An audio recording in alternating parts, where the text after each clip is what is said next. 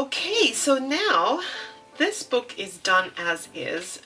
Let's talk about the function of this book. So this is originally called a bookmark. So it's got a little clasp here which clasps onto any notebook that you may be reading or wanting to keep a page for. So let's just say, for example, so you've got a clasp up here, you've got a chain, and then you've got a little lobster claw that goes through a hole in your leather binding here. So now we're going to have to think about what we're using this for. So for what I've done here is I've used a mini safety pin to go through the canvas. That's step one for me. Now the next thing is I don't have a chain. I'm not a jewelry maker, so I don't have a chain here at home. So I thought you could always use elastic. So you can attach it via elastic. You can attach it via cord, which I have here. You can always attach via cord. You can also attach via ribbon, craft ribbon. This is really thin craft ribbon. And the final thing which I have here, which I haven't used yet, so this is the first time I'm opening this. This is a Tim Holtz swivel clasp. So you can always attach it to some kind of keychain like this.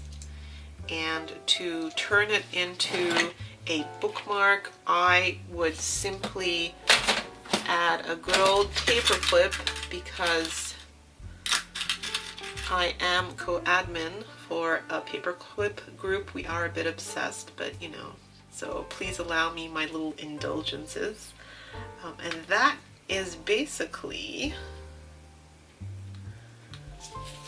another way to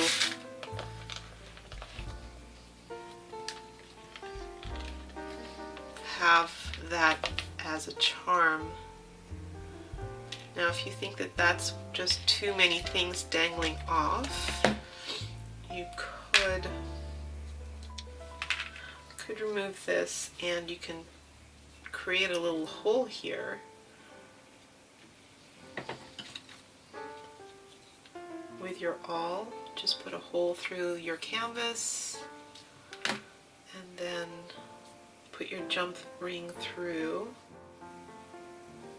Alright, so I've just removed that safety pin and just did that.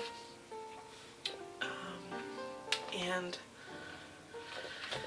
you can then go ahead and add that through. If you wanted to add an eyelet here and then put that through, that could be your charm to hang off the side of your book. I sort of don't want to do that, and I want to make it a paper clip so that I can take it off and mark wherever I am in my book. So I'm always going to choose the paper clip option. I don't like dangling things off my planners and such, but I don't mind them here on this side, where once I get annoyed with them, I can just take them off for a little while. So you can always do that, or you could always, you could always just do this, right? So if you just attached, oops, too wide, put your safety pin through here, and then grabbed your paper clip and put that through, and then that's a shorter way of making a bookmark. That kind of works as well. Oh, I'll show you what I did here. So these are broken bits of jewelry. I'm such a hoarder. I have just broken bits of jewelry everywhere, and I keep them here in these kind of organizers. So there's just broken bits of jewelry and ball and chains and stuff like that that I don't know where they come from. I think they're, when people put tags through onto shirts and stuff, I keep these things. So I've got one here to show you. So I guess, so yeah, so this is just a safety pin onto a little bit of broken jewelry. So I just put that through like this, and then I just put a paper clip through that one. Same with this. This is an earring that broke off. So all I did was I attached this to a paper clip, and then I put my safety pin through here, and then I attached this to one of the little jump rings at the bottom here. And so this is basically another bookmark, paperclip bookmark. I love it. I really love this. I love the safety pin feature. I think that that's just a quick and easy way. You could always just do jump rings, and I do have some jump rings here. They're just a different color, so it's like rose gold, which is not going to work for me. So yeah, you go ahead and do what is right for you.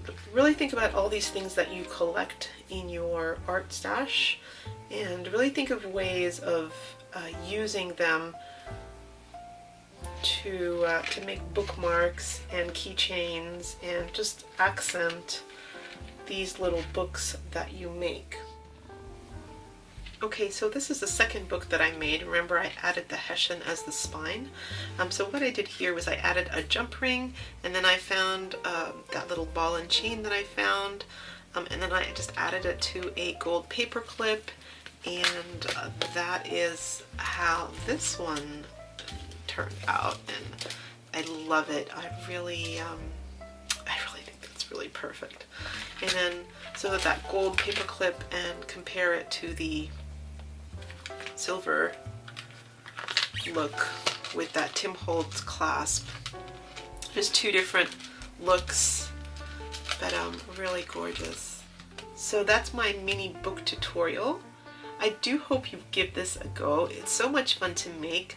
Let me show you the larger books that I've made. These are ones that I did that are a little bit larger in size, a little bit of different design as well in terms of the binding.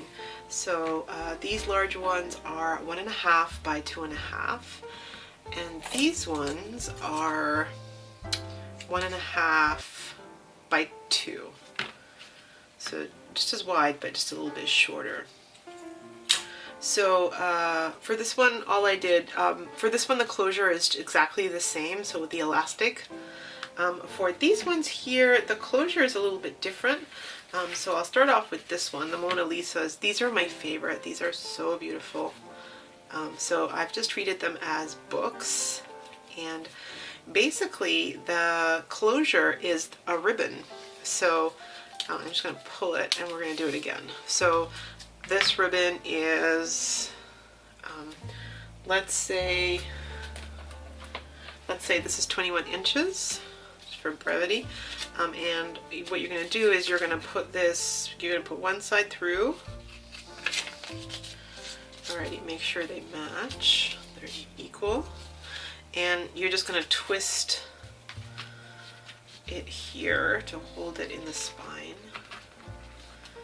And I would just do a knot here. You can, or if you just want to leave it as is, if you don't do a knot, it'll just keep moving, but if you knot it, it'll be fine. I'll leave that up to you. And then basically one on one side, one on the other, and then you just yeah, do a little ribbon, and basically that's how I did that closure. I did them two different styles. I did the Hessian and the canvas, and I think these are beautiful. Alright, for this one I did exactly the same. So you've got that binding, the ribbon coming through the spine and then binding across in a bow. For these ones here, I added a little bit of a leather closure. So for this one, it's just an elastic. So the leather is held here with hot glue, and then I put the elastic through, and you just knot it through and hold it through there, and then that one's done. These ones here, have a little bit of more interesting closure, and I thought I would do one with you so you can see how I did it. This one's got a little cord, so that's just like that, and it goes through the hole, and I've just tucked it underneath here, and that closes nicely. I like the leather clasp, I think that's really lovely. And then this one is what I'm going to show you now. I'm going to use this one here as an example, and I'll do the closure with you on this large one. So yeah, so all I did here was I just added a piece of leather that's 1.5 by let's say 1/2 inch, and I've just glued it in place, and then I used my crocodile to create a little hole there. Now what I'm going to do is I'm going to mark the space where I've created the hole, just a little one there, and I'm going to repeat, I'm going to put another hole with my crocodile. Alrighty, so next I'm going to use this piece of ribbon. This is about 9 inches. So you're going to thread it through here. Both these are going to come in through the hole in the leather.